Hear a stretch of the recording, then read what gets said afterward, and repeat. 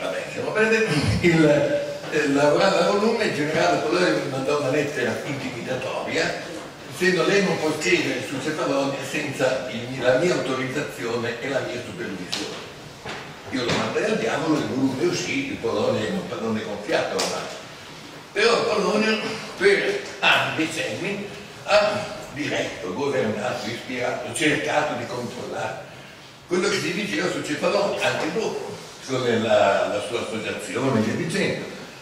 Che era Polonio? Era un brillante ufficiale di artiglieria, di complemento, dinamico, attivo, uno che non stava fermo.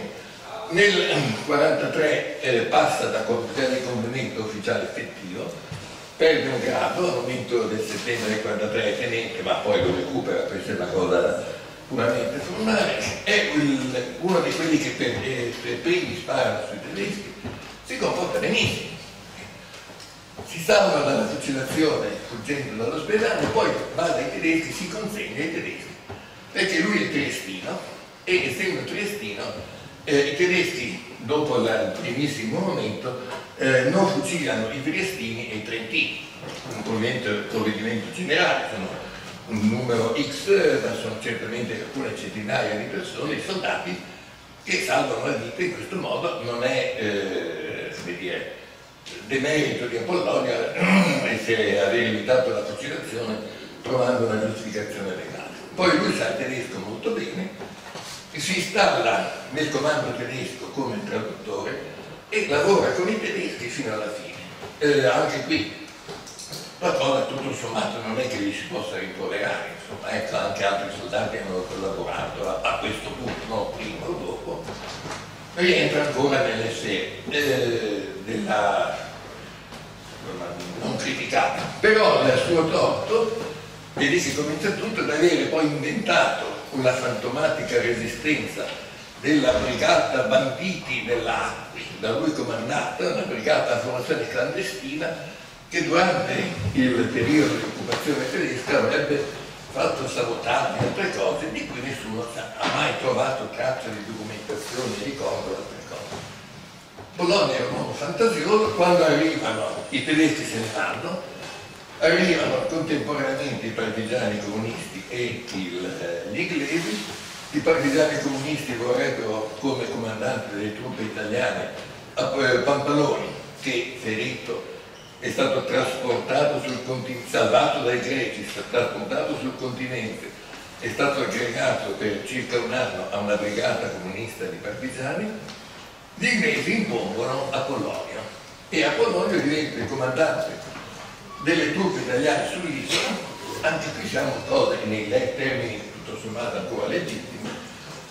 I generali erano stati fucilati, non c'erano molti altri ufficiali disponibili, soltanto che da qui nasce appunto la costruzione di un mito falso, cioè appunto Apollonio sta qui il momento in cui si presenterà, avendo un passato tutto sommato onorevole, lo amplifica, diventa l'uomo che ha gestito la resistenza, tutto quanto, farà una brillante carriera nell'esercito, non solo per questo, sia chiaro, anche perché aveva certamente meriti, ma diventa proprio il padrone di un mito, con un mare di gente che lo criticava ma non osava dirglielo apertamente. Io ho trovato ancora di redditi, non ne ho visti poco, ma di quelli che mi dicevano Bologna è un buffone ma non posso dirlo, e dicendo quando ancora nel 43, no, scusate, nel 93 curai quel libro, il generale Montanari, generale dell'esercito che ha scritto le pagine, diciamo, da parte dell'esercito su Cefalonia e che non era Cefalonia, era dei Balcani da un'altra parte,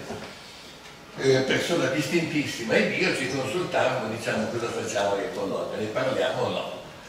E lui mi disse no, lo lasciamo perdere, lo citiamo per quello che ha fatto nel settembre e poi non ne parliamo nel bene e nel male. E un altro degli scheletri nell'armadio, è rimasto questo ruolo mai chiarito, mai precisato, che andando a vedere non è affatto così, il ruolo sul campo, diciamo, non è così brutto, non è particolarmente brutto, ma è poi stato appunto un motivo di dissidio, di tensione, di piccoli mormorii, eccetera. Sarebbe anche ora che qualcuno queste cose le scrivesse in modo ormai protagonistico. tutti morti, non ci sono più da offendere sensibilità. Quindi sono gli scheletri dell'armadio, ma è tutto qui. Non è che l'API abbia altri scheletri dell'armadio, altre cose su cui andare a vedere, eccetera, no? Non c'è un libro, c'è un libro organico, è quello che curai io nel 93, che mi avanzo poi una fama in greco, applicando i miei meriti, diciamo, ma c'è un volume di libri. In fondo sulla storia dell'API ci sono, gira e rigira, sono 600 pagine. È scritto da Schreiber, che sono le migliori che ci siano, scritte da Montanari, io ho scritto quelle prima, eccetera, ma è un libro, diciamo un mezzo libro. Non c'è un altro libro, anche questo di Meyer è molto ricco, molto interessante, ma non è un libro completo, perché appunto sull'azione dei comandi italiani e delle truppe italiane non gli interessa molto, insomma, è una solo vola su troppe cose. Anche qui non c'è niente non è di per sé preoccupante e soprattutto non c'è niente da fare, i libri non nascono a comando, è difficile creare si può fare un libro come state facendo ad Arezzo di contributi settoriali, una storia complessiva, oggi il materiale ce n'è, per trovare uno che abbia l'età e la voglia di farlo, ma è difficile, non si può comprare un libro in modo così semplice. Certo ci vorrebbe finalmente una storia che veda tutte le cose, anche le cose dette e non dette finora, e anche una serie di miti. Ho sentito dire stamattina che l'API era una divisione non combattente, ma ha nessun senso. L'API era una divisione regolare dell'esercito italiano che aveva fatto una regolare parte nella guerra contro la Grecia, aveva come altre 30 divisioni italiane, era stata destinata a compiti di occupazione dei Balcani, aveva avuto la fortuna di non avere da affrontare una guerriglia, quella che, anche se l'API arriva, si riunisce a Cefalonia nell'estate del 43, prima anche sul continente, quindi divisioni anche di antiguerriglia l'ha fatta, anche dalla parte dell'Italia, non è unita sotto l'unico comando in questi 2 anni e mezzo. Anna Watson, però alla storia di tutte le altre divisioni italiane non era così male armata. I cannoni che ha sono soprattutto cannoni antinave, quindi possono servire non contro i tedeschi, però non è così male ridotta, non è una divisione di efficienza massima, come nessuna delle 30 divisioni italiane dei Balcani. Quindi la crisi dell'API è la crisi se ha una crisi di insufficiente armamento e addestramento, è quella di tutto l'esercito italiano che nel 1942 è ridotto a dover mandare in Russia, nella pianura russa, gli alpini, perché non ha più altre truppe di una certa efficienza, di un certo morale, e eccetera. Ma non è da disprezzare come. E poi quello che si dimentica, tutti chiedono perché l'API combatte. In che cosa è un altro? Perché non avrebbe dovuto combattere? L'8 settembre prende il momento del rovesciamento di fronte, butta tutta una serie di reparti nelle crisi. I tedeschi sanno anche gli ordini precisi, noi no, c'è uno sbarrimento, cosa faccio? Il famoso appunto che ho citato stamattina, Alberto Sodi, che si chiama Tutti a casa, no? Alberto Sodi, un tenente, insomma un ufficialetto in Puglia, che telefona disperato al suo comando, sono diventati tutti matti. I tedeschi hanno fatto pace con gli americani, si sono alleati con gli americani e ci sparano addosso.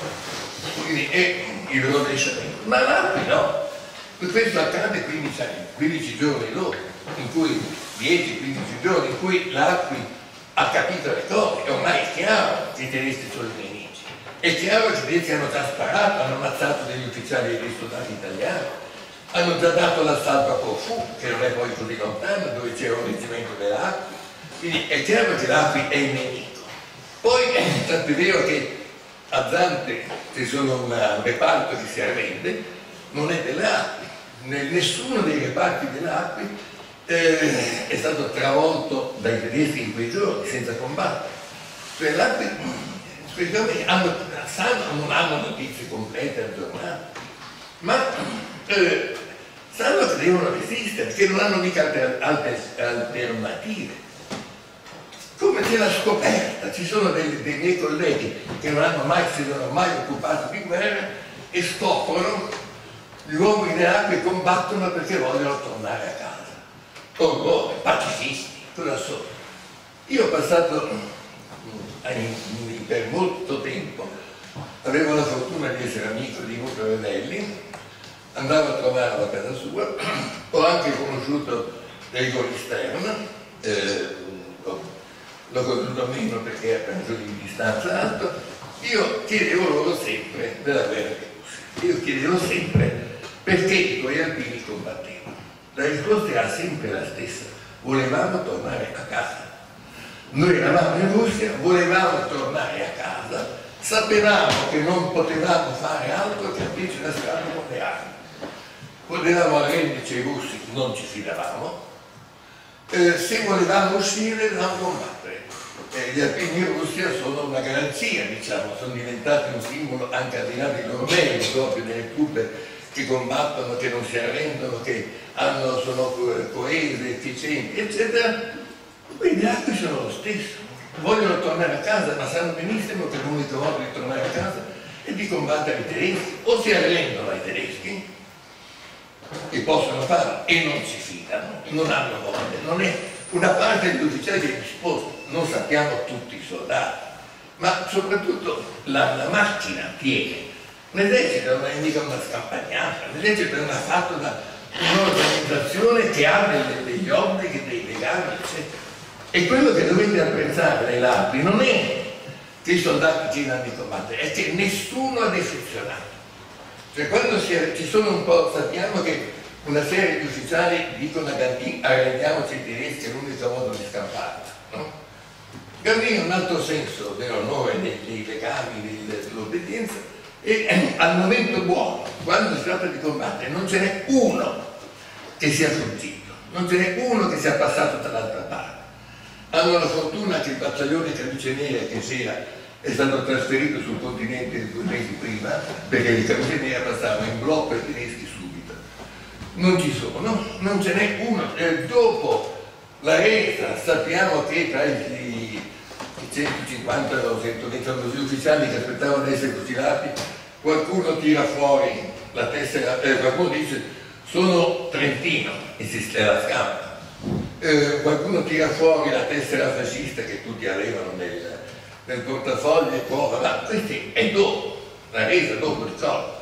Al momento buono non sarà stato il massimo dell'efficienza, sono travolti dei tedeschi, non è che non abbiano combattuto, è perché io sono andato a vedere 20 anni fa, 21, dove l'acqua ha combattuto nel 15-16 settembre.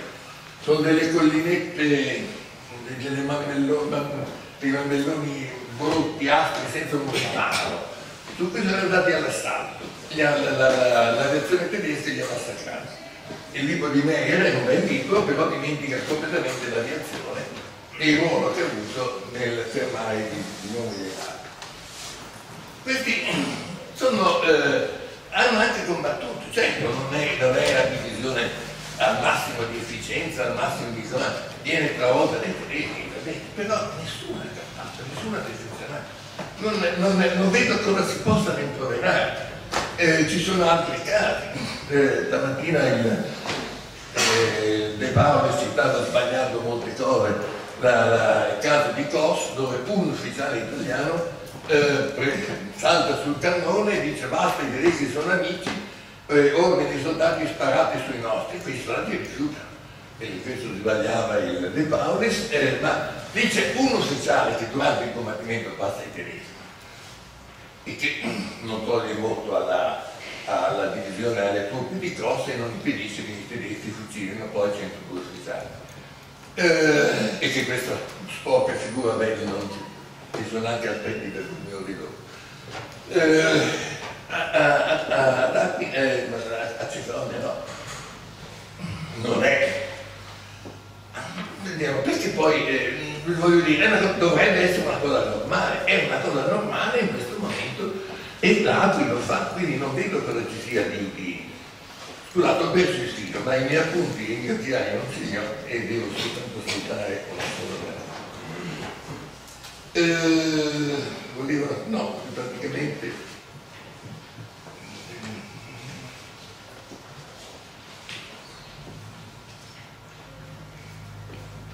basta, no, ho finito.